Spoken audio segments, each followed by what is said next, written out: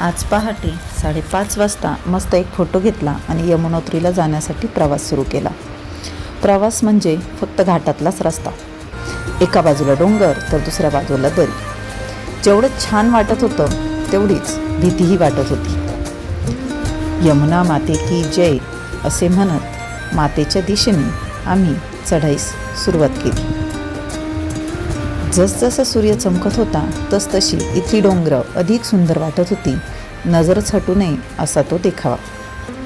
पण चालण्यासाठी रस्ता फार छोटा होता. एका बाजूने डोंगराची कपारी निघालेली, तेथूनच चालावे लागे. सोबत डोलीवाले घोड्यावाले त्याच रस्त्याने जात. आमची पब्लिक मात्र लईच जोरात होती व हसत चढाई करत होती. रस्त्यात एक भैरवनाथ मंदिर लागते. तेथून यमुना मातेचे मंदिर 1.5 किलोमीटर राहते. वरती जातानाचा नजारा खूपच छान होता. जणू ते आपल्याशी काही बोलतच आहेत. थोडासा विसावा घेत आम्ही एका कपारीलाच बसलो. चालताना ती कपार डोक्याला लागते की काय अशीही भीती वाटत असे. यमुनोत्री 0 किलोमीटर असे वाचून जरा भारीच वाटले आणि आमची प्रतीक्षा जवळजवळ संपलीच. मंदिर लांबूनही खूप सुंदर दिसत होते. एवढं चढाई करत आलो पण देखावा हा अधिक छान छान वाटू लागला.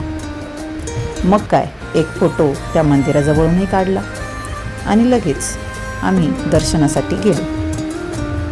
मंदिरात फोटो काढण्यासाठी मनाई असल्याने नदी काठावरच गेलो व पटापट सगळ्या जोड्यांचे फोटो क्लिक केले.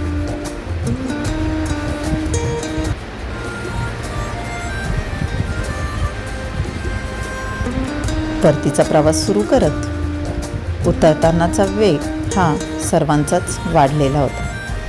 मग काय, मी तर सगळ्यांचेच व्हिडिओ काढत होते आणि सगळे पटपट खालीही उतरत होते.